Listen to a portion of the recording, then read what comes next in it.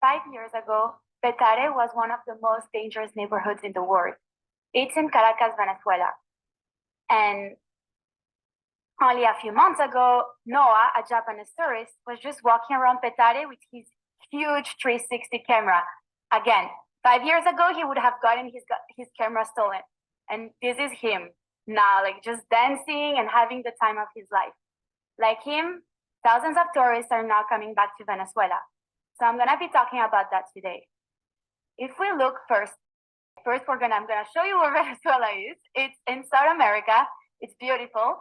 It has the Amazon forest, the highest waterfall in the world. It has the Caribbean islands. I think it's beautiful. And Noah agrees, and he says, a lost paradise waiting to be reconstructed and rediscovered. So what does he mean by that? This is where I'm gonna show you the data. And we can see the latest data on tourism, and we can see that tourism is decreasing. So am I contradicting myself? Yes, and it's because the latest data is from 2017. The dictatorship of Nicolás Maduro hasn't been releasing any new data for the past years, which makes it really hard to see what's happening. Since he came to power, a lot of airlines started leaving, and that was pre-pandemic. But in the past year, we can see that very big airlines like Iberia or TAP Portugal have been coming back. So that gave me the idea to try to fight that lack of data by creating my own data set.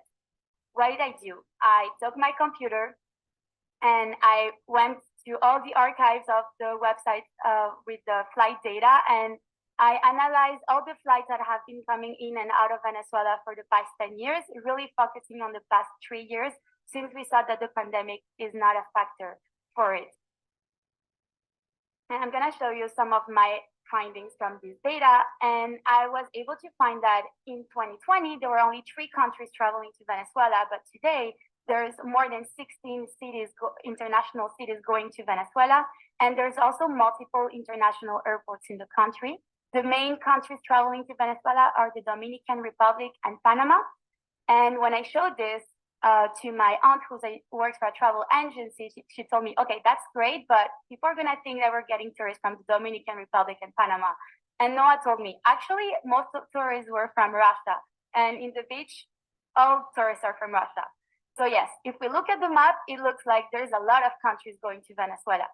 And actually in red are all the undemocratic countries, and in green, the democratic countries. So if that doesn't tell you already something, Venezuela is only connected to 2 democratic countries right now. And here it's a graph with basically showing the same thing from the map, but you can actually see that Panama and Dominican Republic are the main routes, but Spain has actually been building up over the years.